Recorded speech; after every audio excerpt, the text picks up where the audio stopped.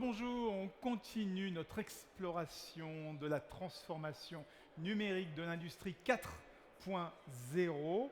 Dans la séquence précédente, on a parlé des enjeux de l'intelligence artificielle dans l'industrie. Dans cette séquence, on va s'intéresser aux conséquences de la transformation numérique sur les équipes et sur le management, et plus particulièrement de la façon dont le numérique peut se mettre au service de l'attractivité de la filière, l'attractivité de l'industrie. Et pour nous éclairer sur les enjeux qui se posent sur ces questions, on va accueillir un professeur d'université au CNAM et à l'ESCP Paris. Merci d'accueillir Cécile Dejoux.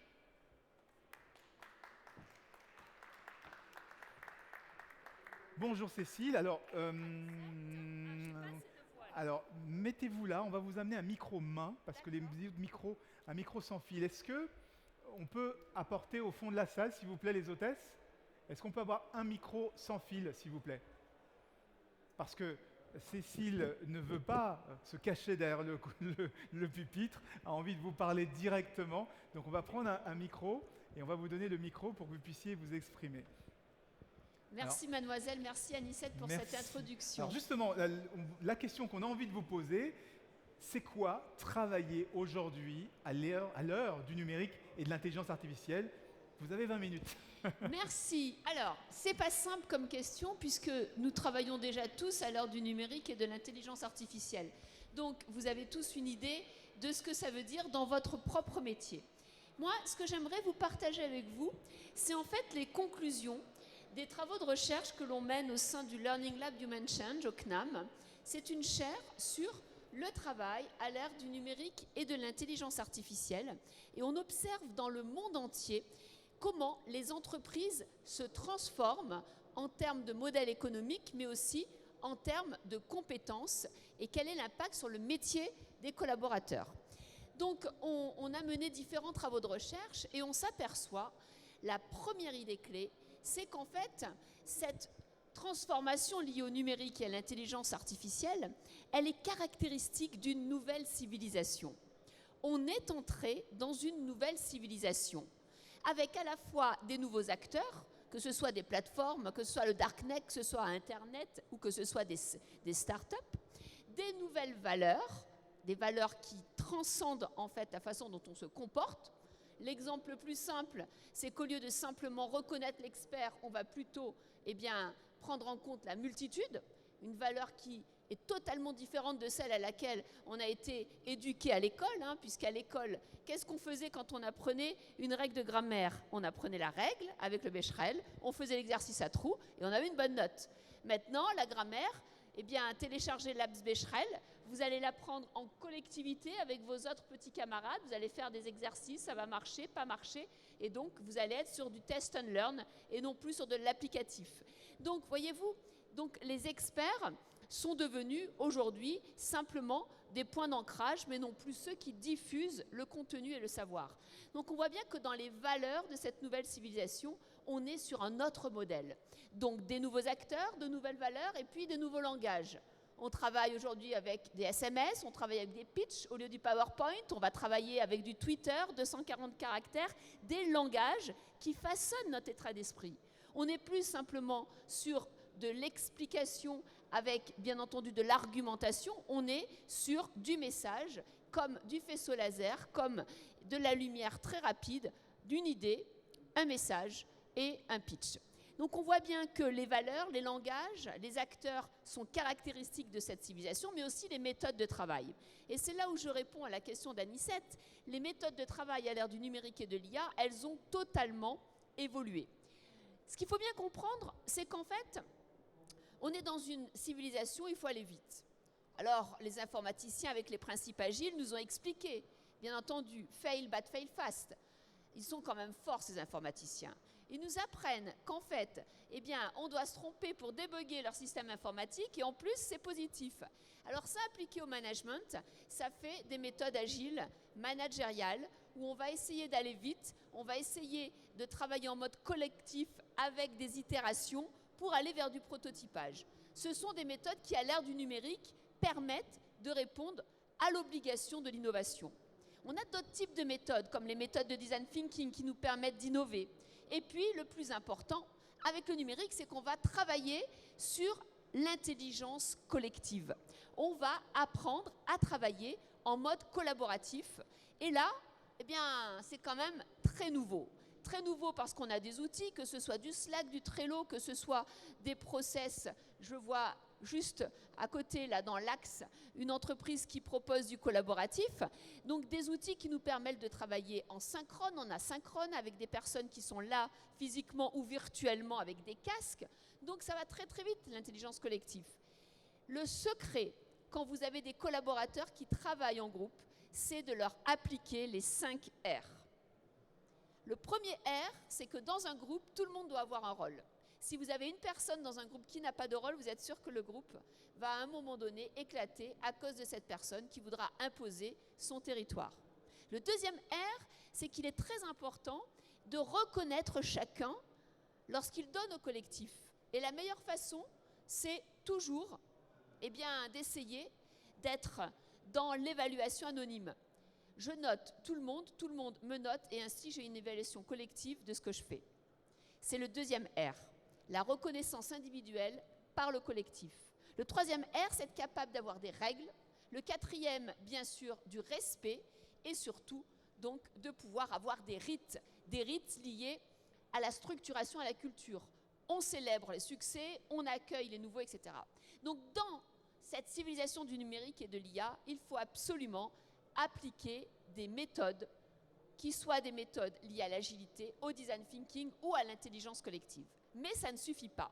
Ça ne suffit pas parce que le numérique, tout le monde est dedans, que ce soit les PME, les grandes entreprises, les entreprises privées ou le monde public. Mais le tsunami aujourd'hui, c'est l'intelligence artificielle. Alors en 2 mots, l'intelligence artificielle, qu'est-ce que c'est? C'est plein de techniques informatiques. Tout à l'heure, vous avez eu une magnifique table ronde. Il y a 2 grands courants.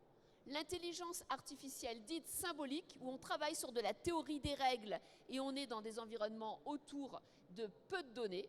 Et l'intelligence artificielle dit l'apprentissage, où depuis les années 2000, avec les réseaux neuronaux de Yann LeCun, m'ont fait un champ d'évolution incroyable, où là on a bien sûr le machine learning, le deep learning, les réseaux neuronaux, etc. Et là on a besoin de beaucoup de data. C'est en gros les 2 domaines. La question qu'on se pose, c'est elle fait quoi cette IA? Parce que ce n'est pas une IA, c'est plein de briques d'IA différentes. Qu'est-ce qu'elle fait? Eh bien, elle va faire de la reconnaissance visuelle, sonore, de la classification, elle va faire de l'optimisation, elle va faire aussi de la prédiction, grâce bien sûr à des algorithmes de prédiction, et elle va faire aussi, bien sûr, de la mise en relation, ce qu'on appelle du computer vision, c'est-à-dire associer des objets, par exemple, mettre en lien une valise et un passager dans un aéroport, et si le passager s'éloigne trop loin de la valise, il y aura un système d'alerte, d'accord? Et on dira, mon Dieu, la valise elle est toute seule, donc qu'est-ce que c'est? C'est dangereux, c'est pas dangereux. Computer vision. Donc voilà, donc on voit bien ce que fait l'IA aujourd'hui, et vous avez des exemples incroyables ici avec de l'automatisation, avec des cobots, avec des systèmes de décision. Après, ce qu'il faut se poser comme question, c'est que concrètement, qu'est-ce qu'on a à retenir aujourd'hui sur l'IA? Et sur l'IA, il y a au moins 5 idées clés qui ne sont pas de la science-fiction, mais qui sont vraiment de l'actualité. Première idée clé, seule l'IA faible existe. On le sait, une IA, elle répond à une question. L'IA forte où on pense que ça va nous remplacer, tout ça, bon, les experts nous disent que ça ne peut pas exister tout de suite. Ok, l'IA faible existe. Deuxième idée, quand l'IA prend un sujet, elle est quand même exceptionnellement efficace. Elle travaille 24 heures sur 24, elle n'est pas en maladie et surtout, elle va faire de la répétition jusqu'à ce qu'elle aille au bout de la question. Troisième point important, on n'a absolument pas la même maturité vis-à-vis du numérique et vis-à-vis de l'IA suivant la culture où on est.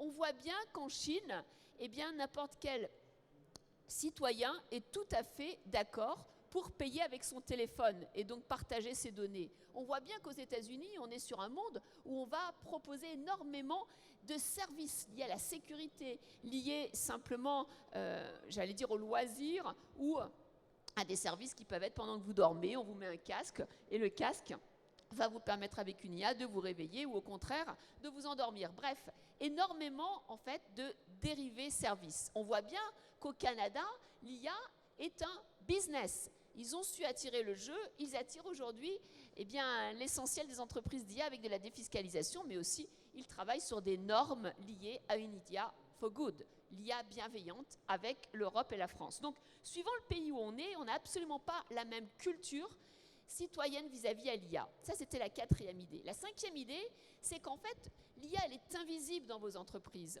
Elle est bien sûr tout de suite représentative quand vous avez des cobolts ou des machines, mais autrement, dès que vous avez un téléphone, Madame Michu, qui est collaboratrice et standardiste chez vous, elle utilise de l'IA. Dès qu'elle appuie sur le nom de sa fille dans Google Photos, Alice, et qu'elle voit toutes les photos d'Alice, c'est de l'IA. Donc cette IA invisible, c'est certainement la plus, j'allais dire, difficile à expliquer aux collaborateurs. Et là, j'en viens, et je terminerai là-dessus, à quelque chose de fondamental. Il faut absolument éduquer les collaborateurs à l'IA. Pourquoi ? Parce que nous sommes face à 2 buzz destructeurs. Le premier buzz, c'est que Madame Michu, tous les week-ends, elle lit Paris Match, elle écoute et elle lit la chronique de Laurent Alexandre, et de toute façon, l'IA, elle en entend parler. Donc si vous n'en parlez pas dans vos organisations, qu'est-ce qu'elle se dit le lundi matin en arrivant dans son entreprise ? Elle se dit, on ne m'en parle pas, donc ça veut dire que mon métier va être disrupté, on ne veut pas me le dire. Et ce sont ces personnes qui vont vous faire des réticences, qui vont mettre des barrières, des murs géants face à l'acculturation et à la prise en main de l'IA, parce qu'on ne leur aura pas parlé de l'IA. Et ça, c'est très important. Le deuxième point, c'est quand on regarde toutes les startups et toutes les solutions qui sont proposées avec les IA, il y en a 1 sur 2 qui marche. Pourquoi il y en a 1 sur 2 qui marche ? Tout à l'heure, c'était très bien expliqué. Parce qu'en fait, c'est un domaine de data scientists qui veulent de l'efficacité et imposer leur vision au monde et, bien entendu, leur façon de développer l'optimisation de la performance, la reconnaissance. Or, ça ne peut pas marcher comme ça. Ça ne peut marcher, l'IA, que s'il y a un besoin, que s'il y a une problématique et que si elle est drivée, l'idée par un expert métier. Et c'est la jonction de l'expertise métier et des data scientists qui feront que le projet réussira. Nous avons fait des études de cas gratuites sur l'application Teach on Mars dans vos téléphones, comment EDF a intégré de l'IA dans ses métiers et comment Malakoff Médéric Humanis a transformé les métiers de gestionnaire de la retraite avec de l'IA. Et on analyse les facteurs de succès. Ce qui fonctionne, c'est quand il y a en fait une problématisation qui est définie par les experts métiers, puis ensuite un repérage des données par les data scientists, ensuite la gestion et le choix des modèles, IA symbolique ou IA apprentissage, et ensuite, donc, bien entendu, on monte en industrialisation à travers des POC. C'est la seule méthode qui fonctionne. Donc ça, c'est vraiment pour expliquer que l'acculturation du collaborateur est indispensable. Alors, comment on l'a fait dans l'entreprise ? On l'a fait à partir d'une montée en compétences sur 3 corps de compétences. Premier corps de compétences, c'est qu'il faut absolument expliquer au collaborateur, mais quel que soit son métier, qu'il y a des tâches que l'IA va faire à sa place mieux que lui. Oui, c'est vrai, elle va gérer les mails, elle va savoir classer, elle va savoir aller très vite dans la mise en relation. Prenez les métiers d'expert comptable, oui. Deuxièmement, il va y avoir des tâches sur lesquelles il va être assisté, il va faire avec. Par exemple, la gestion de projet, la gestion des talents. Et puis, il va y avoir des tâches qu'il ne pourra pas faire sans elle. Et donc, ce sont les tâches où il sera augmenté. Et là, c'est tous les systèmes liés à la prise de décision et à la prédiction. Et donc, quand on explique concrètement qu'il y a ces 3 temps et qu'en fait, on peut faire évoluer son métier au regard de ces 3 temps et se concentrer sur des nouvelles tâches à forte valeur ajoutée, là, le collaborateur, il commence à se dire « je sais ce que c'est l'IA ». Je comprends pourquoi c'est positif et je vois comment je vais pouvoir faire évoluer et participer à la transformation de mon métier. Donc ça, c'est premièrement, on explique comment l'IA transforme les tâches. Et deuxièmement, il va falloir faire monter en compétences les collaborateurs. Et là, on a identifié les nouvelles compétences pour les collaborateurs. Je ne vais pas toutes les évoquer puisqu'il y a un MOOC pour ça, un MOOC qui s'appelle l'IA pour tous, mais en 2 mots, vous avez des tâches liées à l'interaction avec l'IA, comment je repère les jeux informant des données, comment j'éduque une IA et comment j'apprends d'elle, et comment je contrôle ses biais, et en même temps je la contrôle si elle dérive. Et deuxièmement, on a les compétences liées à l'acculturation. J'apprends à mes collaborateurs à poser des questions.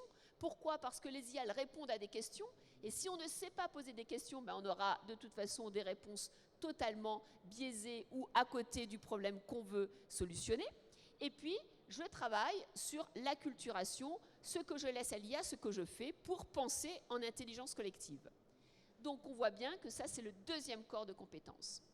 Et enfin, peut-être le plus important, plus les gens vont travailler avec des IA et vont transformer leur métier avec les IA, plus il faudra qu'ils pensent à leurs propres compétences de centrage, leurs compétences spécifiquement humaines. Et là, on fait tout un travail de recherche là-dessus parce que c'est essentiel. Ce que l'homme doit absolument travailler, quel que soit son métier, pour rester employable demain, c'est démultiplier des expertises et posséder des compétences de centrage. Et ces compétences de centrage, il y en a au moins 3. Déjà, il faut savoir développer sa mémoire. Parce qu'on va donner de plus en plus de connaissances à l'IA, au système numérique, on va externaliser ce que l'on sait. Mais si on perd la mémoire, on ne saura plus raisonner. La mémoire est un basique pour raisonner. Donc raisonnement est essentiel. C'est pour ça qu'on a de plus en plus d'écoles aux États-Unis où on arrête avec les tablettes et on fait que du raisonnement et de la mémorisation. Donc apprenez toujours à développer la mémoire de vos collaborateurs. Deuxième compétence de centrage très importante, c'est absolument apprendre à gérer son temps avec le numérique et l'IA. Pourquoi? Parce que le numérique, vous le savez bien, nous demande de tout faire en asynchrone et demande de tout faire en multitâche. Et l'IA, demain, vous poussera des recommandations pour vous dire « Ah ben, tu as 10 minutes, tu peux faire telle tâche ». Non, il faut rester maître de son agenda. Pourquoi? Parce que l'agenda, c'est la part de l'innovation. Il faut savoir qu'en fait, à un moment donné, c'est votre agenda, la façon de l'optimiser en utilisant l'IA et le numérique et non pas en se laissant dicter par l'IA et le numérique que vous allez pouvoir vraiment développer des zones de créativité. Ben, prenons l'exemple aux États-Unis, parce qu'en France c'est interdit, de Microsoft, qui est capable, si vous utilisez la suite 365, à la fin de la journée, de vous dire que vous avez passé trop de temps sur le mail et pas assez sur les comptes rendus de réunion. C'est ça, dicter votre agenda. Et la troisième compétence de centrage très importante, c'est apprendre à être focus, concentré. Le numérique et l'IA nous fait perdre totalement la concentration. Et ça, c'est très grave, surtout chez les enfants. On les voit tous, ils sont incapables de rester concentrés sur une idée et donc de faire marcher leur intellect plus de 10 minutes. Il y a plein de travaux sur la mémoire du poisson rouge, entre autres. Et ça, c'est très important parce que si vous n'avez pas de la concentration, vous ne pourrez pas demain avoir une valeur ajoutée pour de la proposition. Donc voilà, donc mon discours, il est simple, c'est acculturer vos collaborateurs, même des métiers qui n'ont rien à voir avec la technologie et surtout, moi, ce qui m'importe, c'est d'expliquer l'IA aux non-scientifiques parce que l'IA fait partie de notre civilisation et on a un devoir de l'expliquer à tout le monde et vous, en tant qu'entreprise, vous avez une responsabilité sociétale. 2, c'est très important en fait de l'expliquer avec des workshops, avec des méthodes et avec bien entendu cette transparence. Quelles sont dans mes métiers les tâches qui vont être remplacées, assistées, augmentées? Et 3, il faut monter en compétence vos collaborateurs avec des compétences spécifiques qui ne sont pas le code. Le code ne sert à rien pour comprendre et interagir avec l'IA, mais c'est des compétences spécifiques. On pourrait en parler plus longtemps sur la logique, la question très importante de comment on va analyser les données, qu'est-ce que ça veut dire rentrer dans un monde probabiliste et non pas dans un monde rationnel, etc., etc. Et c'est pour cette raison qu'en fait, avec toutes nos équipes, on a fait un MOOC gratuit qui s'appelle l'intelligence artificielle pour tous. Il est ouvert aux inscriptions, il est sur FunMOOC. Et ce MOOC, il est là pour expliquer simplement ce qu'est l'IA, montrer des cas d'usage dans plein de secteurs d'activité, montrer en même temps un panorama international et développer des nouvelles compétences. Voilà, on verra le teaser tout à l'heure. Mais en tout cas, merci pour votre attention.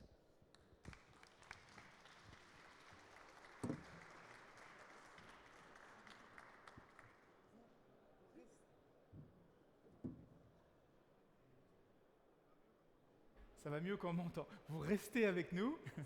Vous restez avec nous parce qu'on va avoir besoin de votre expertise. Et justement, on va rentrer un petit peu dans le détail.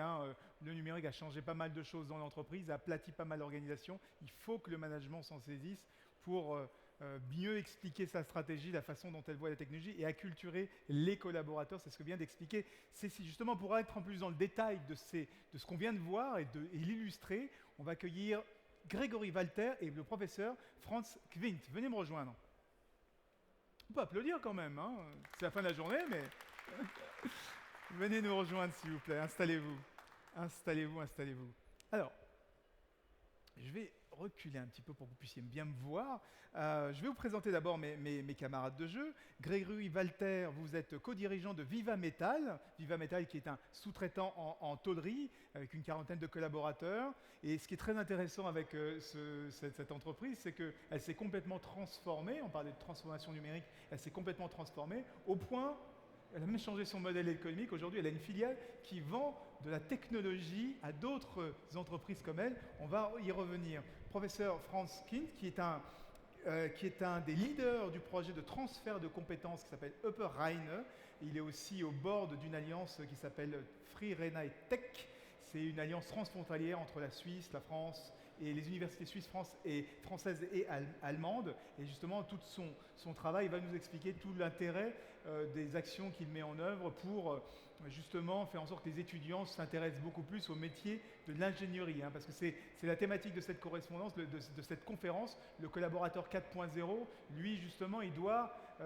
comment on fait pour l'acculturer, pour l'emmener dans le train de la transformation, mais comment on fait aussi pour ramener les personnes, les jeunes, les nouvelles générations notamment, à s'intéresser à l'industrie, à s'intéresser au métier de l'ingénierie. Le professeur Franz Quint va parler en anglais, donc pareil, si vous avez besoin de traduction, il y a des petits kits qui vous sont disponibles parce que justement, on parle énormément. On est transfrontalier. On va voir un peu on va pas faire une conférence qui est 100% franco-française. Mais on va peut-être commencer avec vous, Grégory Walter. Alors, Viva Metal, une entreprise familiale. Votre frère et vous la reprenez. Vous constatez des choses et vous avez la volonté de la transformer. Racontez-nous. Nous, le départ de la transformation numérique, en fait, ça date d'une petite dizaine d'années maintenant. Mon frère et moi avons repris la production. En fait, c'était nos premières responsabilités dans l'entreprise en 2010, en 2008. Et en 2010, on a commencé à bosser sur le numérique. Et en fait, le tout premier sujet a été, on se battait à l'époque pour que les chefs d'équipe impriment les listings de production 1 à 2 fois par jour, par équipe. Et assez vite, on a commencé à fantasmer, parce qu'à ce moment-là, c'est clairement de ça dont il s'agit, sur un listing en temps réel qui s'afficherait sur écran et qui non seulement nous éviterait de nous battre avec le chef d'équipe, mais ferait passer nos temps de rafraîchissement de 6 heures à 30 secondes avec tous les gains liés en termes de flux, de qualité, de réactivité, d'agilité, quoi. J'aime beaucoup le mot fantasmer. Pourquoi fantasmer ? Parce qu'en 2010, mettre un écran dans un atelier, dans une PME, dans une petite PME qui fait 6 millions d'euros de chiffre d'affaires à l'époque, c'est quelque chose qu'on ne voit pas, qu'on n'entend pas et que on fantasme en fait. Ouais, c'est vraiment le mot à ce moment-là. Et vous vous accueillez comment ? C'est-à-dire les gens dans l'atelier disent mais qu'est-ce que ça s'est passé comment ? Racontez-nous. Déjà, il a fallu plusieurs années pour que l'écran il arrive effectivement. D'abord le listing en 2 fois par jour, d'abord. Ouais. Donc c'est vrai que l'aventure digitale, elle commence très très lentement. Je pense que déjà c'est un premier paramètre qu'il faut noter. Il n'y a pas de révolution numérique, il y a une très lente évolution numérique. Il faut des années pour changer les process, les habitudes, la culture d'entreprise. On ne débarque pas un beau matin avec l'idée de numériser son entreprise. C'est même sûrement la meilleure façon d'échouer. Et donc en fait, c'est mon frère qui a une appétence pour l'informatique, qui a tout simplement construit le premier listing en web grâce à des bénévoles sur des forums internet qui lui ont construit des bouts de code. Et c'est comme ça qu'on a généré le premier listing en temps réel dans l'entreprise. Donc très intéressant là, parce que du coup, petite entreprise, des dirigeants, vous et votre frère, qui avaient une petite appétence un peu numérique, mais pas plus de compétences que ça. Et donc vous allez vous-même sur les forums trouver des petits bouts de code pour développer le produit. Effectivement, pas de formation initiale, un fort attrait de la part de mon frère, clairement, c'est pas chez moi que tout ça est né, il faut le reconnaître.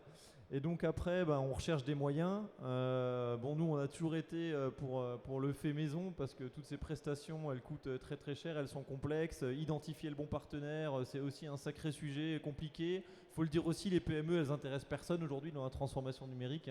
Tout le monde bâtit des solutions lourdes, chères, transverses, qui ne sont pas accessibles ni adaptées à des PME de 40 personnes.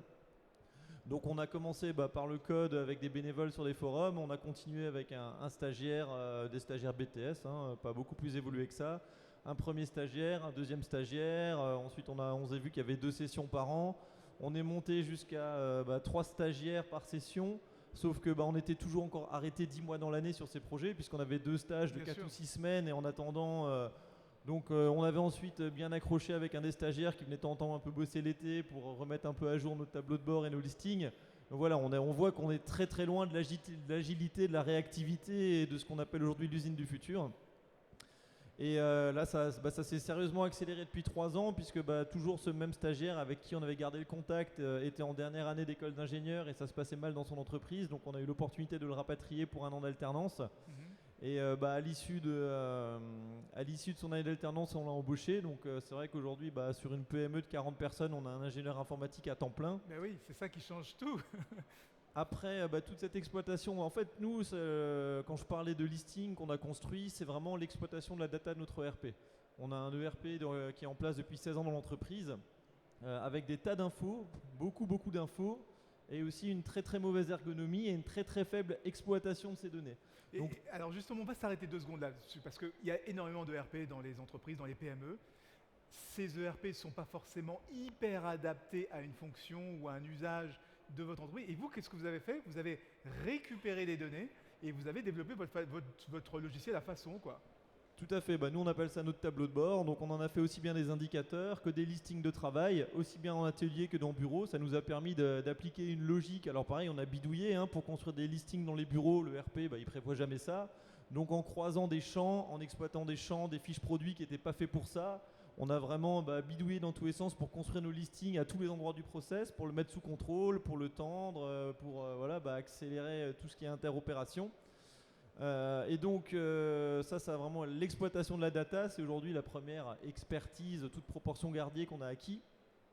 On a ensuite eu une deuxième grande aventure digitale, c'est qu'on a identifié un fort besoin d'organisation, de changement d'organisation. Nous on est sous-traitants dans l'industrie, la pression du marché elle est toujours plus forte, les compétences sont difficiles à trouver. Et aujourd'hui, nous, notre vision, c'était que la seule réponse qui permette à la fois de satisfaire le marché et de ne pas indéfiniment faire monter la pression en interne, c'est l'organisation. C'est clairement l'interfaçage entre les moyens internes et le marché, c'est l'organisation. On a beaucoup lu en fait, on s'est inspiré de lectures, on a découvert des méthodes d'organisation. Et je vais la faire vite parce que sinon je vais parler pendant 2 heures et c'est pas l'objet. C'est passionnant parce que c'est des choses que vivent beaucoup d'entreprises. Pas de compétences, de la passion, de l'envie de modifier les choses. Et on se débrouille, quoi. On bigouille et à la fin, parce que l'histoire termine bien, vous allez voir jusqu'où on arrive. Continuez. Donc effectivement, on a mis en place une méthode, d'abord dans l'outil OneNote. Donc on est très très loin de l'usine du futur et de la réactivité en temps réel, avec tous les plantages et les pertes de données que ça entraînait à l'époque. Et donc très vite la méthode a ramené des bénéfices, mais on n'avait pas l'outil optimisé pour exploiter cette méthode. On a exploré le marché, on ne l'a pas trouvé, et donc on a décidé de le créer. Donc effectivement ça a été le sujet d'étude de notre ingénieur quand il nous a rejoint, ça a été de développer cet outil d'organisation. Alors d'abord à titre personnel, donc là on est en plein dans le sujet du collaborateur. On a non seulement inculqué à toute l'entreprise une méthode d'organisation commune. On a ensuite développé l'outil pour la rendre la plus efficiente possible. Et la deuxième phase de cet outil a été de le rendre collaboratif. Donc là, très clairement, ça a complètement transformé toute l'organisation par l'apport du digital au sein de l'entreprise. Et en fait, et là, il y a une nouvelle accélération. Cet outil, on a eu la vision dès le départ de ne pas en faire un spécifique Viva Metal. On avait la vision que toutes les entreprises avaient besoin de répondre à cette pression du marché, à l'optimisation de ses ressources. Et donc on a travaillé à en faire un outil généraliste. Et c'est un outil qu'aujourd'hui vous vendez? Tout à fait. Donc on a commencé à faire des présentations début d'année 2018.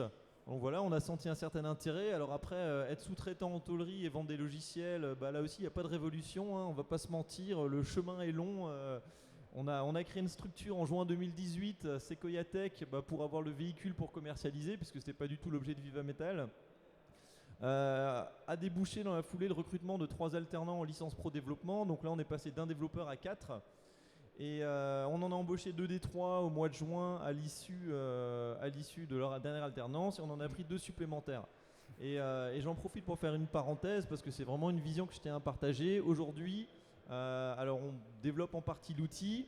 On a à ce jour commercialisé très peu de choses à l'extérieur, même si on a des projets là qui commencent à aboutir.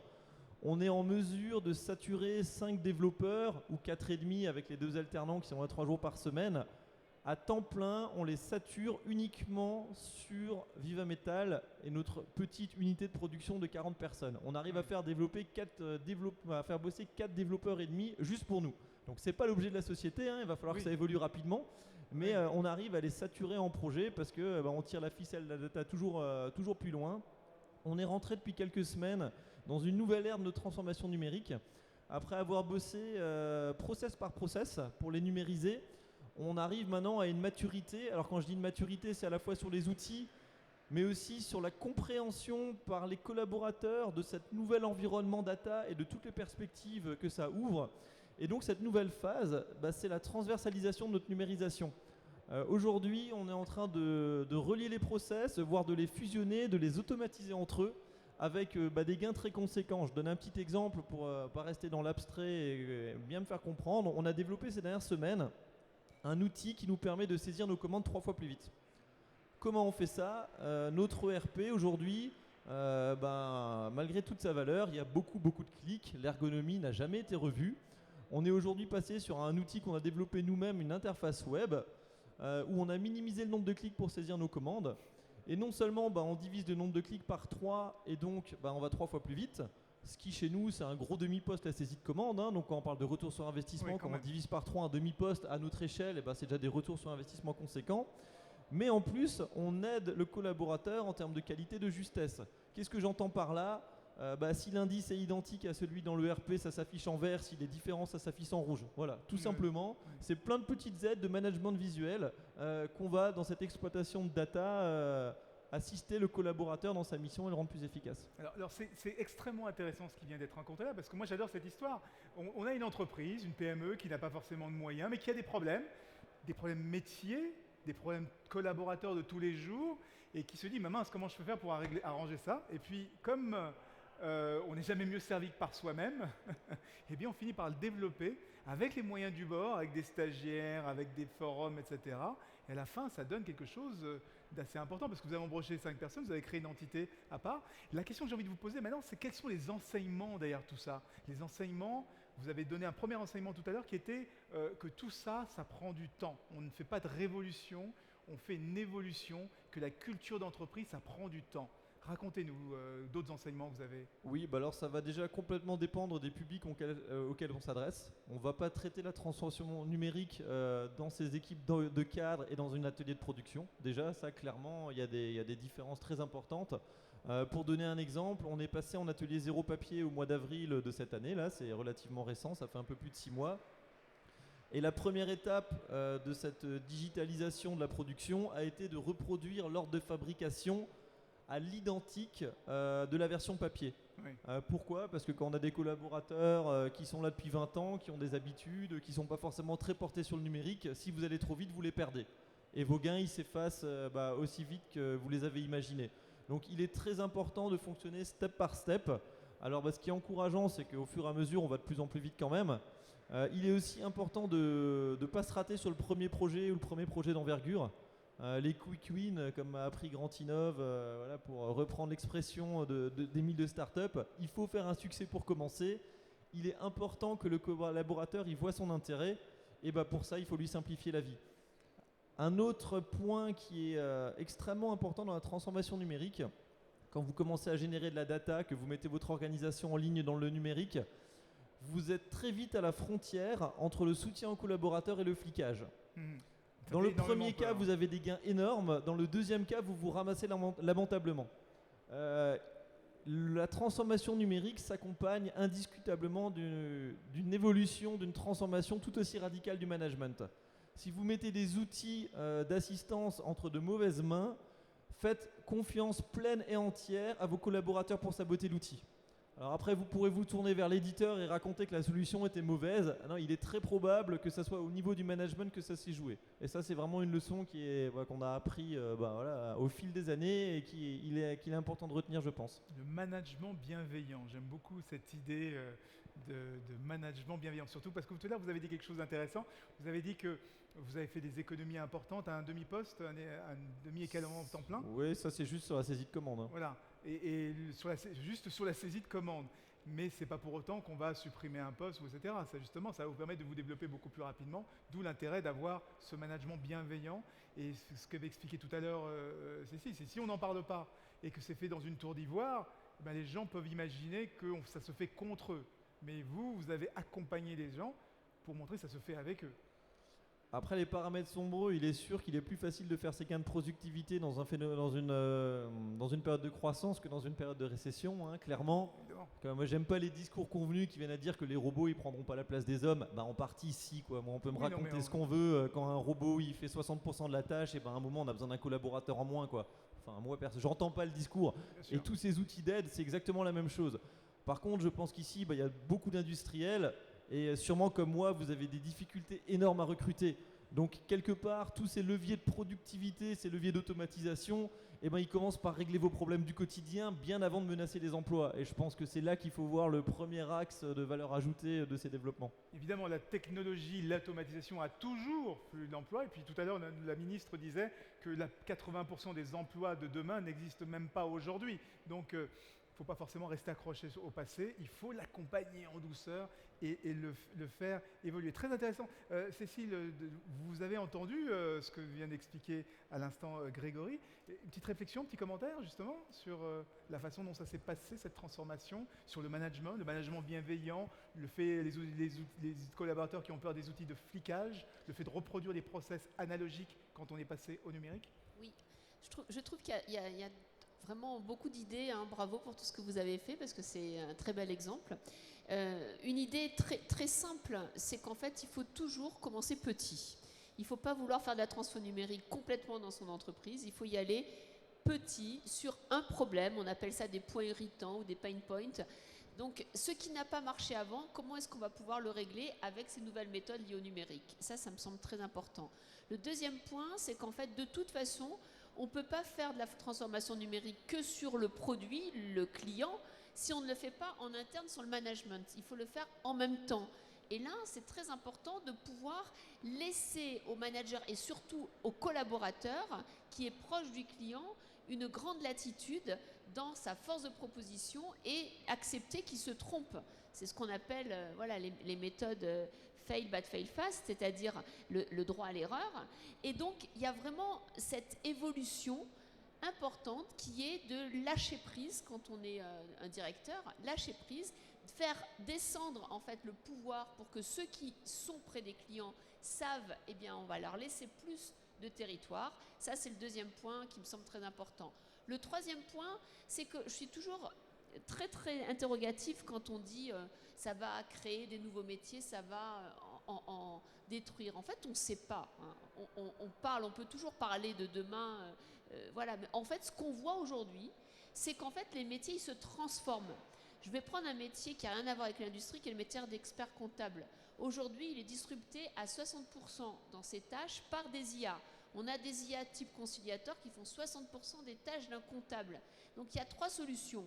Soit vous ne voulez pas le voir et vous continuez à travailler comme avant, soit vous vous dites je vais prendre le sujet et je vais me faire disrupter par l'IA et je vais créer une autre façon de faire mon métier et vous allez sur des nouveaux champs. Vous, ce que vous avez fait, c'est que vous avez utilisé vos problèmes pour créer de nouvelles solutions, des logiciels que vous commercialisez. Les experts comptables qui se font disrupter, ils vont aller sur des nouveaux champs qui sont par exemple l'expertise des algorithmes. C'est un nouveau champ de valeur. Donc oui, ils vont peut-être perdre sur certaines tâches des métiers, mais il va falloir monter en compétences et arriver à créer de nouveaux métiers sur des nouvelles tâches grâce à cette transformation numérique. Donc je pense qu'il ne faut pas avoir peur de demain, destruction, création. Il faut penser aujourd'hui comment grâce au numérique et à l'IA, on peut déjà transformer le quotidien dans son Ouais. métier. Pas penser destruction, création, mais plutôt transformation. Très intéressant. On vous rappelle, hein, c'est interactif. Vous pouvez nous poser des questions. Le numéro va s'afficher 06 44 69 24 28. 06 44 69 24 28. Je reçois les questions directement sur ma tablette. Une question que j'avais envie de vous poser, Grégory, c'est sur l'attractivité. On dit souvent que le secteur industriel a du mal à attirer des nouvelles, des jeunes générations. Est-ce que ce que vous avez fait, ça participe à attirer ces nouvelles générations? Alors ça va pas régler le problème de compétences dans un atelier, hein. Si c'était aussi simple que ça se saurait. Par contre, effectivement, ça crée un attrait, ça crée une autre image. Il y a un côté très marketing, notamment à l'atelier zéro papier, hein. Quand vous remplacez des piles de papier par des écrans, c'est sûr que vous donnez une autre image de l'entreprise et mécaniquement, ça va impacter votre marque employeur et votre capacité à recruter. Après, ça impacte aussi le profil des gens que vous cherchez, quoi. On a eu des grands débats internes il y a quelques semaines. On avait un besoin en logistique. Et on se rendait compte qu'avec justement la phase de transversalisation de notre numérisation, on se disait qu'on n'aurait plus du tout besoin du même profil dans 6 mois que celui dont on avait besoin tout de suite. Donc on voit à quel point ça va impacter le recrutement, le profil des personnes qu'on recrute. Et ouais, ça génère des changements à tous les niveaux. Oui. Ouais, d'où cet intérêt, encore une fois, de penser la transformation, de se donner le droit à l'erreur, parce que si on fige tout dans le marbre et qu'on fait des plans à 10 ans, comme tout évolue extrêmement vite, c'est très difficile d'arriver à planifier, justement. On ne vous a pas beaucoup entendu, professeur Kvint. Votre propos, votre sujet sur lequel vous travaillez, c'est un peu connexe, c'est comment on attire les étudiants dans la filière industrielle. Il se trouve qu'aujourd'hui, les étudiants à l'université vont plutôt s'intéresser au marketing ou à d'autres secteurs, mais la partie engineering, elle est un peu plus délaissée. Racontez-nous ce que vous faites, ce que vous mettez en œuvre comme action pour justement ramener des ingénieurs, en tout cas intéresser des jeunes à ce métier d'ingénieur. Bonsoir à tous et à toutes. Malheureusement, mon français n'a pas besoin de continuer à parler, alors je veux continuer en anglais. Okay. So, I'm from University of Applied Sciences from Karlsruhe, and we are in an alliance called Trirenatec. It's the Alliance of Universities of Applied Sciences, of engineering universities in the Upper Rhine region, French universities, Swiss universities, and German universities. And I think we all together face a similar problem, that the young people, it's interesting for them the digitization, it's interesting for them artificial intelligence, but we see that they like it as a user, but not as a producer. We see that many young people go to management courses, to business study courses, but not to engineering. So we have, in fact, two fields where we have to work. First of all, we have to attract the young students again for studying engineering, because this is in fact our source of wealth in all the countries here in this region. And how can we do that? Well, as Cecile already pointed out, the way of learning, the time young people can stay concentrated on a subject is getting much shorter. So we have to change the way how we present something. We have to do much more, or to learn, teach much more in projects, to bring the projects already in the first semester and the second semester of the engineering students, so that the students already work on practical problems. And by working on practical problems, they also learn why it is important to learn that what we are presenting them, because they see that it is applied. And I also have the impression that the younger generation now is asking much more the question, why? Why should I do that? where is the sense for doing this. And if they find an application, if they see it's good for the climate or it's good for health of the people, then they are much more devoted to the subject than just if you tell them, well, you have to learn that or that math because sometime in 10 years or in 50 years you will need it. Do you have an example of one project Yes, you're doing? yes, I can give a project, and this project you can really also see it in this hall here. It's the project called Trinatronics. It's organized by the Trirenatech Alliance, and in this project, engineering students, mechatronical engineers, electrical engineers, computer science students work together in mixed teams of French, Swiss, and German students to build robots, small robots which travel through a pipeline. And they do this as a project, and they do this with great enthusiasm because they see that they are able now in these times, having the computers, having the digitization, to build within a few months, 2 or 3 months, a complete system which has sensors, which has actuators, and which is sort of an autonomous system. Those robots, within 2-3 months, they can travel and find their own way through the pipeline. So you will see that project on the opposite side of this hall. And what's interesting in this project is it's a transcontinental project. There's a French INSA University in Strasbourg. Oui, And yes, it's Université de Haute-Alsace from Mulhouse. It's the University of Applied Sciences of Northwestern Switzerland.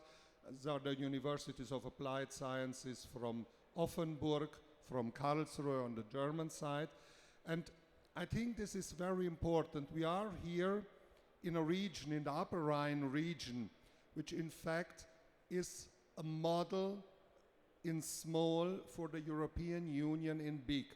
We need to emphasize the collaboration, the cross-border relations, because in fact we all face the same problems, but we have sort of small differences in the mentalities, and I think we can learn one from the others, because I observe that the problems are attacked in different ways on the different sides of the Rhine, of the River Rhine, and of course this has some reasons, this has some cultural reasons, this has some historical reasons, and when we work together, we can learn one from the other how they are doing, how they are solving their problems, and I think this brings us to new insights.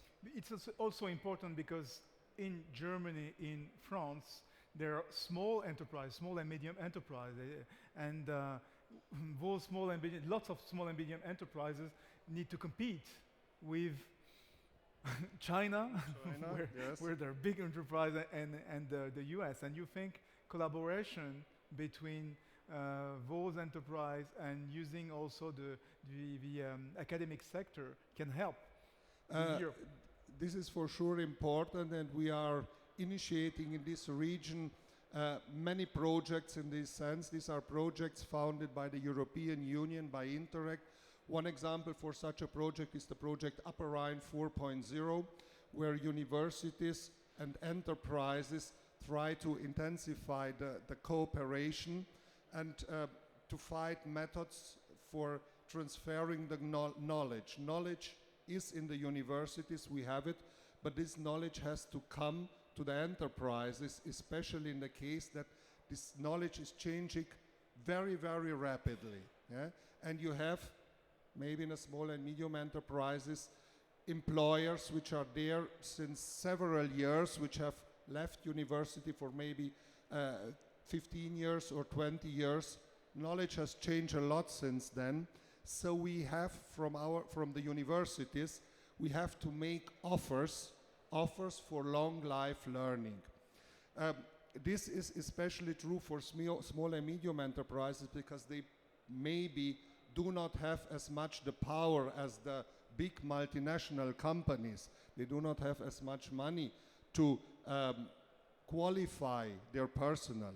But in fact, we also see this from big companies changing in automotive industry. You know, automotive industry is one of the core industries both in France and in Germany. And we now have big changes towards electromobility, towards autonomous driving. And big companies, automotive companies, come to us to ask for qualifying their employees, mainly mechanical engineers, towards electrical engineering and towards IT. And the industry has got the point that they have to do something. So we, from our side, we have to make offers.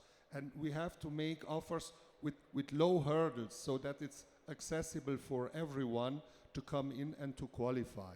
And that goes from sharing the knowledge. Partager la connaissance, c'est un enjeu très important. Cécile l'a expliqué aussi au début, c'est en plus ce qui change avec le numérique, dans la transformation numérique, c'est que le savoir est partagé en tout le monde et donc ça modifie les organisations. Et donc ça change la façon, est-ce que ça va être un outil de flicage peut-être, est-ce que cette donnée va être un outil de flicage? Est-ce que ça peut aussi, vous vouliez justement Oui. là-dessus, c'est très important. Oui, c'est très important de partager, mais je pense qu'il faut commencer très tôt. C'est-à-dire qu'il ne faut pas attendre que les étudiants décident de leur futur pour leur parler du numérique et de l'IA. Il faut commencer au collège. Et j'aimerais vous faire part d'une initiative, parce que c'est un projet qui est très important pour moi. C'est un nouveau magazine qui a été mis sur le marché cette année, qui s'appelle Pour l'éco, comme l'économie. Et ce magazine, il est pour les enseignants, les collégiens, les lycéens et les parents. Et l'idée, c'est de leur expliquer ce qu'est l'entreprise, comment fonctionne une PME, c'est quoi, par exemple, avoir des actionnaires, mais c'est aussi qu'est-ce que l'économie solidaire, etc. Et on a fait un numéro spécial sur les métiers de demain avec le numérique et avec l'intelligence artificielle. Et ce numéro spécial, il explique aux jeunes, donc niveau collège, lycée et je peux vous dire que même en première année de licence et en IUT, tout le monde se l'arrache parce que c'est extrêmement bien fait. C'est fait par des enseignants-chercheurs, mais pour ce public. On explique le métier de demain. Par exemple, le métier de demain, ça sera de faire de l'agriculture dans des immeubles, ça sera de faire de la maintenance productive, ça sera de piloter des drones, ça sera de faire avec des lunettes en réalité virtuelle avec lesquelles on va avoir une interaction avec des personnes qui ne seront pas présentes, mais qu'on pourra toucher parce qu'on sera dans le même univers, et bien de la formation, des jeux collectifs ou éteindre des feux, etc. Et donc, il faut l'expliquer dès le plus jeune âge, parce que les vocations, elles n'arrivent pas à 18 ans. Elles arrivent à 12, 13 ans, quand on a des rêves, quand on voit que le monde change et quand on a envie de se projeter dans ce monde. Et donc, je crois vraiment qu'il faut commencer par les parents, par les enseignants et par les très jeunes ados. Alors, vous avez aussi mentionné, yes, you want to add Yeah, something? I just want to emphasize this point that we have to start very, very early. We have to start in school for making them dedicated more to mathematics, to physics, to natural sciences.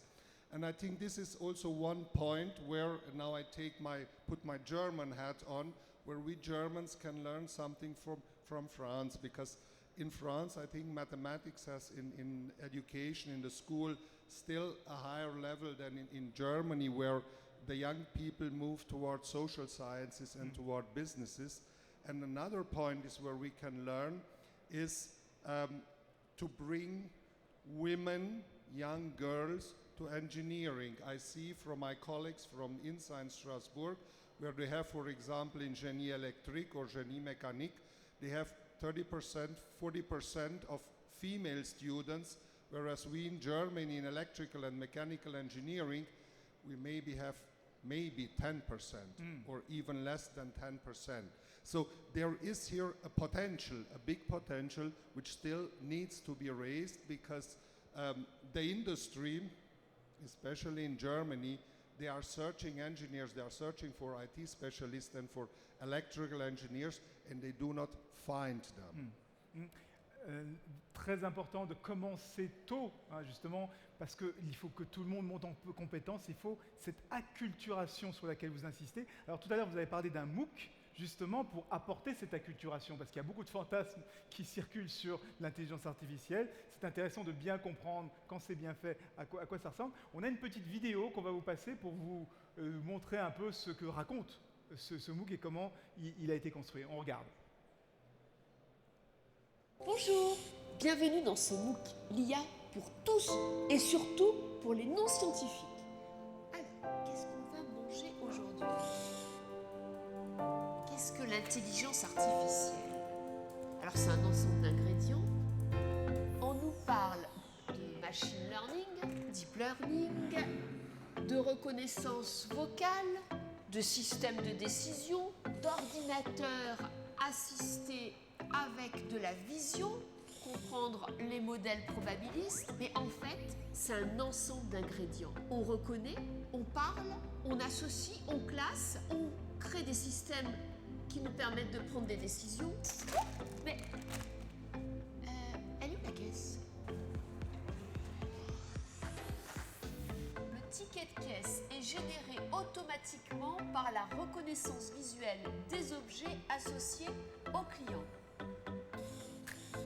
Je suis Cécile Dejoux, professeure des universités au CNAM. Ce MOOC l'IA pour tous est là pour vous faire comprendre l'essentiel avec un cours et des interviews d'experts menés dans le monde entier. À bientôt.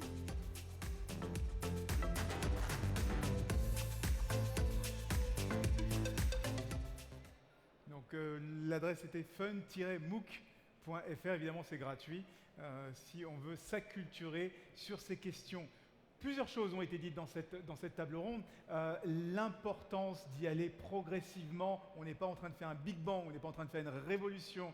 On accompagne, on y va doucement, ça prend du temps, changer la culture de l'entreprise. Et parfois, quand on passe au numérique, il vaut mieux reproduire des processus analogiques. On ne va pas perturber les gens. Et c'est très intéressant, comme l'histoire de Viva Metal, c'est qu'on commence en bricolant sur les forums, on ajoute un stagiaire qui deviennent des équivalents temps plein, qui deviennent des CDI, et finalement qui deviennent une filiale, et on commence à vendre le produit. Parce que quand il n'y a pas d'offre disponible sur le marché, on peut la créer soi-même. Très important de commencer tôt cette éducation, d'inclure les filles aussi dans ce genre de secteur, et la collaboration transfrontalière est très importante justement pour résister, pour rester fort face à nos concurrents américains et chinois. Et cette importance, vous l'avez dit, ne pas laisser l'intelligence artificielle aux scientifiques, aux ingénieurs, elle est métier. Tous les collaborateurs doivent s'en emparer et il faut acculturer tout le monde. Il y a un MOOC pour ça, mais vraiment que ces technologies soient des outils, des soutiens et que ce soit les métiers qui se les approprient, parce que l'intelligence, elle est là, elle n'est pas dans les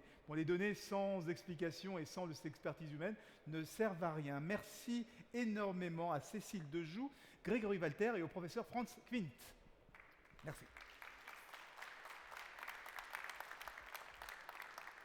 Alors, on vient d'aborder un sujet intéressant qui est celui de comment on fait pour avoir davantage de filles dans le secteur de l'industrie, comment on fait pour ramener les étudiants, à intéresser, plutôt qu'ils aillent dans le marketing, qui viennent du côté de l'industrie. On va voir maintenant un exemple, une illustration dans la filière automobile, notamment comment cette filière automobile arrive à attirer la nouvelle génération à venir s'intéresser au domaine de l'automobile. Et pour ça, on accueille Ludovic Parti, Muriel Maronne et Christophe Clair. Venez me rejoindre. Bonjour. Bonjour. Installez-vous. Bonjour. Je vais vous présenter mes camarades de jeu. Alors, vous êtes ensemble sur un programme qui s'appelle ACE qui veut dire Programme d'attractivité, compétences et emploi pour la filière automobile. Muriel Maronne, vous êtes la directrice de Parcours par thème. C'est un des partenaires de ce programme, une application qui est partenaire, vous allez nous l'expliquer. Christophe Clair, vous êtes le patron de Woodoo, une autre application qui fait la partie un peu collaborative de tout ce programme. Et Ludovic Parti, vous êtes directeur de PerfoEst, mais surtout le pilote au niveau de la région de ce fameux programme emploi et compétences. Expliquez-nous d'abord ce que c'est. Oui, donc effectivement, au niveau de la filière automobile, les métiers vont évoluer énormément. Et ils vont évoluer à cause de disruptions fortes, à la fois sur le produit automobile, à la fois sur les process qu'on va utiliser, mais aussi sur le business model que vraiment les constructeurs sont en train de s'emparer. Donc on voit que l'aspect compétences et évolution des compétences est un sujet majeur au niveau de la filière automobile. On l'a appréhendé de la manière suivante. Nous avons identifié effectivement les métiers qui allaient petit à petit s'éteindre, peut-être disparaître, ceux qui allaient être nouveaux, comme par exemple data scientist sur la partie maintenance, et la majorité des autres qui vont évoluer. Comme on vient de le voir sur les propos précédents, on a une forte évolution. Donc en fait, on a regardé comment effectivement pour notre région, le digital, l'usine 4.0 allait effectivement impacter ces métiers. Donc on s'est centré sur les métiers de la production et de la maintenance, qui est une majorité des métiers dans notre région. Et sur ces métiers-là, nous avons identifié des briques de compétences, voilà, qui allaient être nouvelles. Par exemple, sur le technicien de maintenance, il faudrait qu'il intervienne sur les robots collaboratifs. Il faudrait qu'il intervienne sur l'intelligence artificielle dont on vient de voir tout à l'instant pour mieux faire sa maintenance prédictive. Il faudrait qu'il connaisse la fabrication additive. Il faudrait qu'il connaisse l'Internet des objets, etc., etc. Donc autant de briques qui sont à rajouter par rapport à ces compétences de base. Et donc ce qu'on a voulu, c'est en fait un programme innovant. Alors innovant sur 4 thèmes, 4 sujets. Le premier, c'est innovant sur les matières elles-mêmes, les compétences elles-mêmes. Ça, c'est effectivement l'Internet des objets, l'intelligence artificielle, la fabrication additive. Le deuxième, c'est innovant sur la pédagogie. Donc ce qu'on souhaite, et c'est là où on fait le lien avec l'attractivité, c'est utiliser les moyens modernes de monter en compétences, la réalité virtuelle, la réalité augmentée, les serious games, les petites applications sur effectivement smartphone, et donc pouvoir utiliser quelque part le digital au service effectivement de cette compétence. Le troisième volet, c'est bien de faire des formations, mais s'il n'y a personne qui les suit, ça ne va pas très loin. Et on vient de le voir avec le professeur, effectivement, comment le faire. Et Muriel propose une alternative extrêmement intéressante qu'elle nous expliquera tout à l'heure. Et le quatrième point, c'est qu'on voulait faire ce projet et cette montée en compétences avec un mode collaboratif. Mode collaboratif, qu'est-ce que ça veut dire? Ça veut dire qu'on aimerait, et on va le faire, et on est en train de le faire, de réunir à la fois le système éducatif, éducation nationale, les organismes de formation, les entreprises elles-mêmes, les universités et les écoles, pour travailler ensemble sur ces champs de compétences, en mettant en commun et en partageant l'ensemble des ressources, l'ensemble des compétences. Et c'est là, Christophe, qui va nous parler effectivement d'une plateforme collaborative qu'on utilise pour réaliser ça. Donc vous voyez, on est vraiment sur l'automobile au cœur de ces problématiques, et ce qu'on veut aussi par ce biais, c'est à la fois développer l'attractivité des métiers, non plus en disant vous allez travailler dans l'industrie, mais vous allez travailler sur ces métiers-là et en les découvrant de l'intérieur. Ça, c'est le premier point. Et puis le deuxième point, c'est de pouvoir effectivement arriver à monter en compétence une majorité de salariés, puisque on a des jeunes, mais aussi des plus anciens, qu'il faut faire évoluer vers ces métiers.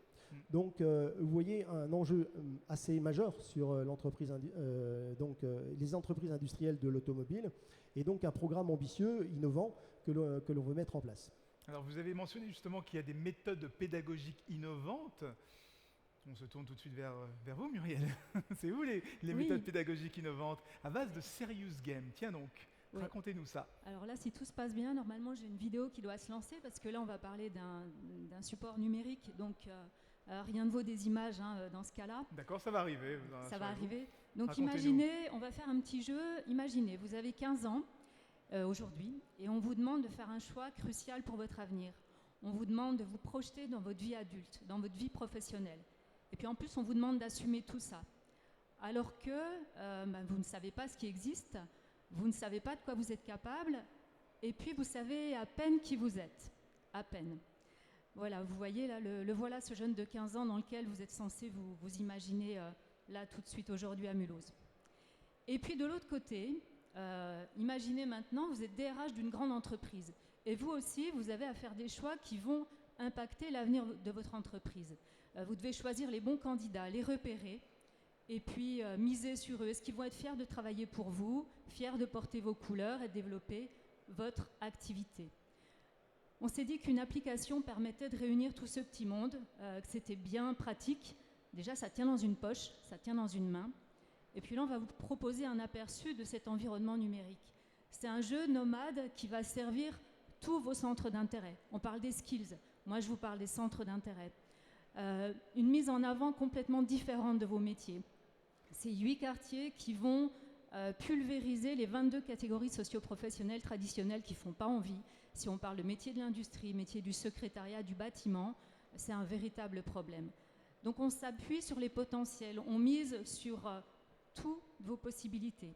Dans notre jeu qui s'appelle ONXP, vous allez vous dépasser à coup d'XP justement, de points d'expérience dans la découverte et vous, dans la valorisation de vos métiers. C'est de l'expérience professionnelle gamifiée. On va géolocaliser les lieux de formation. On va faire une boucle de gameplay qui va avoir du sens. Qu'on ait 15 ans ou qu'on en ait 23, parce que même à 23 ans, on n'est encore pas sûr des choix qu'on a pu assumer à une autre phase de notre vie. Et puis là, vous venez de voir la carte de notre jeu. Cette carte, c'est le prétexte à la rencontre avec les métiers. Les supports sont courts, c'est ce qu'on a vu tout à l'heure, c'est ce qui plaît à cette jeune génération, ça va vite, c'est le format Instagram, c'est du motion design, c'est du reportage photo, c'est vif, c'est dynamique, c'est de la vidéo et on leur permet de zapper. Et là, ça a du sens, ça veut dire qu'on va enregistrer ceux qui restent jusqu'au bout. Vous voyez des extraits, tout métier confondu. Là, je suis là pour parler de ce qu'on a fait avec la plateforme automobile, mais ce qui marche dans ONXP, c'est justement le fait d'avoir potentiellement accès à tout et n'importe quoi dans le bon sens du terme. On est en train de créer un truc qui est, moi j'ai pas peur des mots, qui est révolutionnaire, parce qu'en plus, on est en train d'arriver au sein des établissements scolaires. Et moi j'ai envie de vous dire, la vie elle est trop courte pour s'orienter triste. Pourquoi ce serait un sujet grave? Pourquoi ça devrait être lourd? Ça on l'a déjà fait, ça existe. Alors maintenant on y met un peu de couleur, un peu de ton un peu décalé, d'humour, on sait rire de nous-mêmes aussi, les métiers de l'industrie de la même façon. Et tout ça, ça a du sens, les jeunes sont en train de jouer avec, ça fait 1 an que l'appli elle est sortie, ça marche vraiment bien. Il y a de la compétence qui est gamifiée, les jeunes vont pouvoir tester vos gestes emblématiques professionnels, ils vous écrivent des nouvelles phrases d'accroche plutôt que des lettres de candidature qui n'ont pas de sens, et puis ils vous découvrent. C'est des moyens d'expression, c'est des moyens d'expérimentation. Vous voyez passer derrière moi des noms d'entreprises, des noms de filières. On parle d'attractivité des filières, attractivité des métiers. Je vous garantis que ça marche. Au fil du jeu, il se génère un CV qui arrive automatiquement. Et puis ils accèdent à plein d'informations pratiques. Ils vont gagner leur job grâce à ça. C'est ce qu'ils sont en train de faire. Et vous allez gagner vos futurs collaborateurs, vos futurs collègues et vos futurs patrons. Donc il est temps d'être présent dans ONXP. Il y a quelques stades qui sont en train de passer en même temps que je vous parle. On a un peu plus de filles que de garçons qui jouent à cette application. Voici la localisation des joueurs. On est en train de grandir, hein. C'est une baby appli. Et regardez un petit peu le classement des métiers. On a parlé de valorisation de filières, d'attractivité. Le numéro 1, c'est le type, c'est le technicien d'intervention polyvalent, celui qui remet le courant là, un petit peu partout en ce moment. En 2, on a le chaudronnier, qui l'aurait cru. En 4, on a le gap leader, c'est un métier de l'automobile. Bref, ça marche, c'est qu'une histoire de communication. Quand on accepte de laisser tomber un petit peu les masques, eh bien oui, ça fonctionne. Donc là, vous voyez passer quelques noms d'entreprises qui nous ont fait confiance depuis le début. La filière auto est effectivement très très présente depuis le début. Elle a été pionnière à nos côtés. Et puis le tout, c'est d'arriver autrement. Cette appli, elle va vous réconcilier avec le stage d'observation classe de 3e, avec la lecture du CV des ados, et puis même avec les rencontres parents-prof. Et ça, c'est pas rien quand même. Voilà, je vous ai à peu près tout dit. Alors, c'est très bien vendu.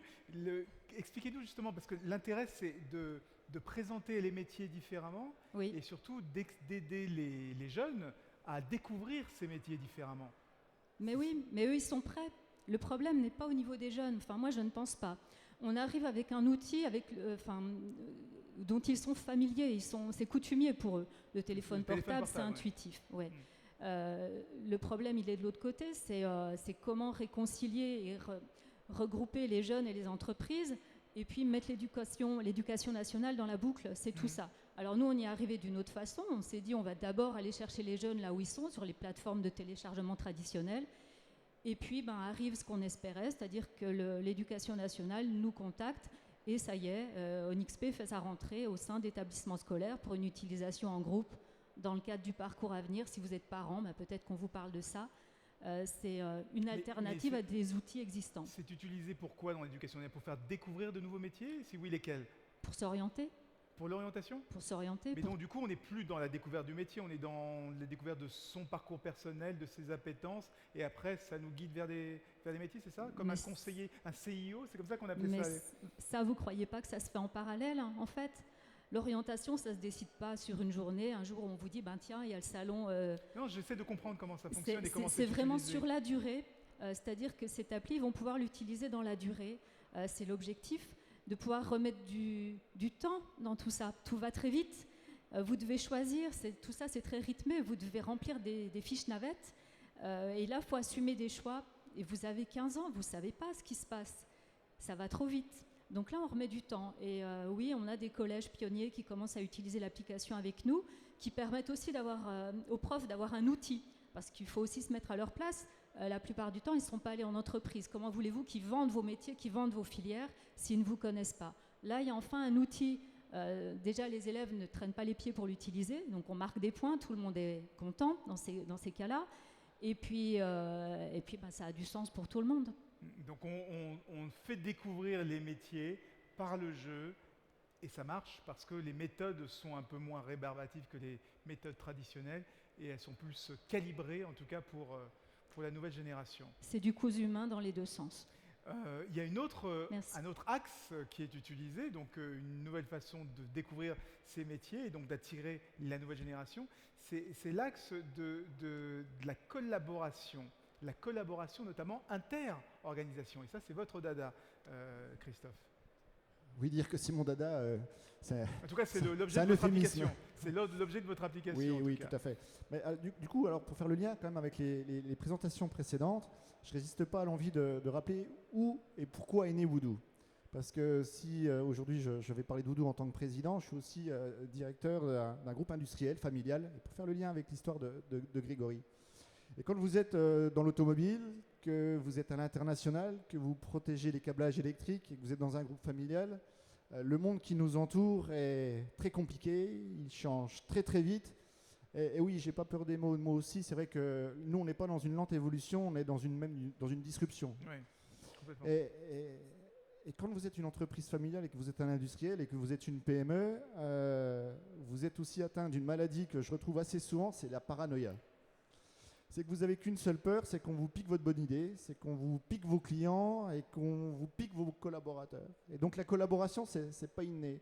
Tout à l'heure, quand on évoquait la culture d'une entreprise, ça change et ça change petit à petit. De temps en temps, il faut se mettre un petit peu des coups de pied aux fesses et pour adresser tous ces challenges auxquels on a à faire face, le premier message, ça a été de dire à nos collaborateurs, foutez le camp, leur mettre un grand coup de pied aux fesses et de dire, allez voir ce qui se passe ailleurs. Et de se rendre compte que autour de nous, dans notre écosystème, il y a d'autres entreprises, d'autres écoles, d'autres universités qui font des choses extraordinaires. Et que nous, tout seuls dans notre coin, même si aujourd'hui on a une belle entreprise, une belle ETI, on n'est pas capable d'embrasser tous les sujets, on n'est pas capable d'aller aussi vite que le marché nous le demande, qu'on n'est pas capable d'avoir toutes les compétences. Et de là est née l'idée de collaboration, c'est de dire plutôt que de faire tout seul, pourquoi on ne pourrait pas faire avec d'autres? Et la collaboration, c'est une belle idée, sauf que comment ça se fait? Et on a réfléchi un petit peu là-dessus et se dire la collaboration, c'est d'abord de la solidarité. C'est-à-dire qu'il faut qu'on puisse tous travailler dans un projet qui soit commun. Il faut qu'il y ait de la fluidité dans les échanges. Il faut que je sache aussi quelles sont les compétences des autres membres de l'écosystème, des autres entreprises, des autres universités. Il faut que je sache aussi quels sont les projets sur lesquels ils travaillent. Et bien sûr, réciproquement, ils doivent savoir quelles sont les compétences que je suis prêt à mettre à disposition. Et pour aller plus loin, on a décidé de le transformer sous une forme de plateforme digitale. Alors tout simplement parce que cette plateforme digitale, c'est un outil qui permet d'aller plus vite et d'accélérer justement sur cette sécurisation, cette solidarité et cette fluidité des échanges qui font que vous avez sur cette plateforme des industriels, quelle que soit la taille, ça va de la start-up au grand groupe en passant par les PME et les ETI, des écoles, des universités qui vont partager, échanger leurs compétences, pour pouvoir accélérer leurs projets. Alors expliquez-nous bien comment ça fonctionne. Donc c'est une bourse d'échange de projets. Je suis un industriel, je dis je travaille sur ça, ça, ça. Est-ce que vous voulez me rejoindre? Est-ce que vous voulez travailler avec moi? Et on fait de la mise en relation comme Tinder, je like pas. C'est comme ça que ça fonctionne. J'aurais pas pu dire mieux. Ouais. Oui, c'est ça, c'est un petit peu du troc de compétences, c'est-à-dire qu'à un moment donné, je travaille sur un projet et il y a plusieurs industriels qui travaillent sur le même projet. On peut prendre un exemple assez précis qui rejoint ensuite d'ailleurs les problématiques de ACE. C'est les sujets de maintenance et de comment j'améliore la formation de mes équipes sur la maintenance et comment du coup j'immobilise pas du coup mes machines pour ces opérations de maintenance. Donc je vais travailler sur des sujets autour des jumeaux numériques par exemple, je vais travailler sur des sujets autour des lunettes connectées pour accélérer la formation. Et donc ces sujets-là, quand on en discute autour de nous entre industriels, on se rend compte qu'on n'est pas tout seul à vouloir les adresser, mais qu'on ne sait pas très bien forcément comment le faire, que ça a des coûts, que ça a besoin de compétences et surtout qu'on n'a pas envie de se tromper. Et donc on identifie des projets qui vont être portés en commun sur lesquels on va partager, échanger des compétences. Est-ce qu'il n'y a pas quand même ce risque de se dire, tiens, j'ai un projet, il y a un concurrent peut avoir le même projet, travailler avec mon concurrent, c'est quelque chose qui peut être dangereux, non? Qui s'appelle de la coopétition. Oui, c'est pas dangereux. Parfois on a intérêt à travailler avec son concurrent. Maintenant, il faut être clair, hein, j'évoquais tout à l'heure le caractère paranoïaque, je ne suis pas totalement guéri, et un bon nombre de chefs d'entreprise ne sont pas totalement guéris. Il est clair qu'on ne travaille qu'avec les entreprises, les personnes ou les écoles avec lesquelles on a envie de travailler. On ne partage que ceux avec lesquels on a envie de travailler. Mais il est clair que par contre, à partir du moment où on a pris ce pli-là, ça permet d'aller beaucoup plus vite. Et tout à l'heure a été évoqué le partage de la connaissance. Et nous, très tôt, on a eu cette conviction-là, c'est que l'avantage de la connaissance, c'est que vous la partagez. Et quand vous la partagez, vous enrichissez, vous ne la perdez pas. Et en fait, c'est le leitmotiv de Odoo, c'est give to save 10, c'est-à-dire qu'en fait, chaque fois que j'ai partagé de ma ressource sur un projet collaboratif, je vais donner 2 heures de mon collaborateur, il y a d'autres entreprises qui vont donner 2 heures de leurs propres collaborateurs. Et en fait, on va avoir 10 heures de travailler sur un projet, ce qui change tout. Du type ACE. Et moi, j'ai donné 2 heures et je vais pouvoir bénéficier du fruit des 10 heures travaillées par la communauté. Et là, c'est un formidable accélérateur en termes de temps. Et d'autre part, c'est un formidable accélérateur en termes de réduction des risques dans ma capacité à éviter de me tromper. Donc ça permet aux collaborateurs de monter en compétences, mais ça permet aussi de ramener de la compétence et du projet bien achalandé dans l'entreprise. Voilà, et c'est vrai que nous on est une entreprise familiale, certes déjà structurée, mais on a beaucoup à apprendre d'entreprises qui sont beaucoup plus petites. On a aussi beaucoup à apporter à des entreprises un petit peu plus grosses ou qui ont à apprendre de notre côté. Et de se dire, c'est cette forme d'intelligence collective que l'on est capable de matérialiser. Parce que l'idée de dire, la bonne idée qui est de dire, on va collaborer ensemble, c'est la partie la plus facile. C'est comment on la transforme en une réalité pour que ça puisse être concret. Et concret, pas simplement entre un cercle de cadres dirigeants, mais que ça puisse percoler dans toute l'organisation. Et de donner la possibilité à des collaborateurs qui travaillent en maintenance, par exemple chez Delfingen, de pouvoir travailler avec peut-être des collaborateurs en maintenance de chez Ardec Metal qui est là dans l'assistance, ou travailler sur des sujets de maintenance avec PSA, General Electric, Alstom, ou une start-up comme Flexio que vous avez sur le salon. Comment on le gère ça d'un point de vue management? Parce que quelque part, la personne peut parfois quitter l'entreprise parce qu'elle a besoin d'être en relation avec d'autres. Comment ça se gère au niveau management? Premièrement, c'est qu'il faut une vraie volonté, une vraie conviction de la direction de l'entreprise et d'imaginer que un certain nombre de collaborateurs puissent avoir du temps dédié à ces projets-là. Première chose, c'est que vous savez que vous n'avez que 10% de vos collaborateurs qui sont des ambassadeurs et qui sont très engagés. On est une entreprise labellisée où il fait bon vivre, on arrivera peut-être à 15%, mais pas au-delà. Donc déjà, il faut bien miser sur les bons collaborateurs sur lesquels vous allez pouvoir investir ce temps. Deuxièmement, ces projets, ce n'est pas des projets illusoires, c'est des projets qui ont un intérêt pour votre entreprise. Donc s'ils ont un intérêt pour votre entreprise, ça rentre dans leur mission. Donc vous permettez en fait aux collaborateurs d'aller plus vite sur un projet qui rentre dans sa mission. Et donc là, on évoquait tout à l'heure, c'est la reconnaissance. Ma compétence est reconnue, mon employeur reconnaît ma compétence et il me permet d'aller travailler sur des projets collaboratifs avec d'autres entreprises et d'autres universités. Pendant ce temps-là, en plus, j'acquiers de la compétence, donc je monte en compétence au bénéfice de mon entreprise et je deviens un petit peu plus visible, un petit peu plus lisible parce que je suis un peu plus intégré dans mon écosystème. Donc si je suis plus performant parce que je réalise mes projets plus vite, que je gagne en compétences et qu'en plus je suis un peu plus lisible, et égoïstement en tant que collaborateur, en plus je suis un peu plus employable et je développe mon employabilité. Ouais. Donc le scénario gagnant-gagnant, c'est l'entreprise va plus vite pour délibérer ses projets, elle acquiert de la compétence, et le collaborateur lui-même monte en compétence, développe des nouvelles façons de travailler et devient un peu plus employable. Ludovic, Encore plus employable. Ludovic, vous avez un micro, hein, vous savez que chacun a un petit micro qui est caché dans son siège. Oui, effectivement, donc au sein de notre pôle de compétitivité, donc pôle véhicule du futur, en fait, on a à peu près 400 entreprises adhérentes. Donc, on a un réseau énorme et donc l'ensemble de ces entreprises-là, potentiellement, peuvent apporter à chacune. Moi, j'ai noté que 2 égale 10. 2 heures passées par l'entreprise égale 10 heures sur un projet. Donc, c'est pas 1 plus 1 égale 3. Égale 10 parce qu'il n'y a C'est que 2 égale 5 entreprises, mais il pourrait y en avoir 50 et ça voudrait Exactement. ça voudrait Donc plus ça, 10, ça serait 100. Donc ça, c'est quelque chose de très fort. Et je dois dire qu'il y a 3 ou 4 ans, on avait déjà essayé de faire ce genre de choses et c'était difficile. On sent qu'aujourd'hui, les industriels, le tissu, je veux dire, économique, hein, l'écosystème est prêt dans cette collaboration. On sent bien que sans cette collaboration, la mondialisation et effectivement l'exacerbation, la concurrence exacerbée, pardon, est à nos portes.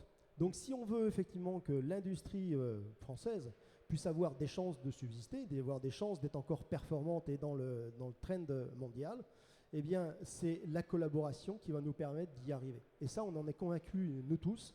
Et donc avec cette collaboration, c'est aussi les jeunes que l'on va intéresser. Notre façon de travailler. Vous êtes dans une entreprise, mais ça vous ouvre les portes des autres. Donc ça veut dire que vous n'êtes pas cloisonné, ad vitam aeternam, dans une entreprise en disant tu vas travailler là de 25 ans jusqu'à 60 ans de ta vie. Et donc ça aussi c'est intéressant puisque ça permet d'ouvrir, ça permet des collaborateurs d'aller voir d'autres parcours, puis peut-être de revenir à l'origine. Et ça donne de la fluidité dans les échanges. Alors effectivement, pour l'entreprise qui va perdre ce collaborateur, ça peut être effectivement une perte sèche, on va dire tout de suite, immédiate, mais peut-être en récupérer un autre qu'elle n'avait pas imaginé ou qu'elle ne connaissait pas. Bien sûr, mais il faut, comme le disait tout à l'heure Cécile Dejoux, il ne faut pas raisonner entre perte et profit, il faut raisonner en matière de transformation. On est aussi dans ce salon pour cette raison, hein, partager les connaissances transfrontalières, je vais y arriver, transfrontalières, parce que justement, en partageant ces connaissances, on peut travailler sur les mêmes problèmes, aller beaucoup plus vite, gagner, transformer 2 en 10 ou 5 en 100, justement, parce qu'on a collaboré avec d'autres acteurs de sa filière. C'est ce qui se passe aujourd'hui sur le salon BI 4.0. Ça permet justement d'attirer ces nouveaux collaborateurs qui ont ces jeunes générations qui ont l'habitude, elles, de collaborer, qui n'aiment pas être dans cette fameuse structure pyramidale, qui préfère les structures un peu plus horizontales, et ça lui permet justement avec ces nouvelles applications, ces nouveaux jeux sérieux, comme on les appelle, hein, jeux sérieux, d'apprendre, de découvrir les métiers différemment, et justement de s'intéresser à cette filière, parce que contrairement à Facebook, Google, Amazon, quand on travaille sur des choses complètement virtuelles, quand on est dans l'industrie, on travaille sur des choses bien réelles, bien physiques, qu'on peut constater, qu'on peut toucher après. Merci énormément Ludovic Party, Muriel Maronne et Christophe Clair. Merci.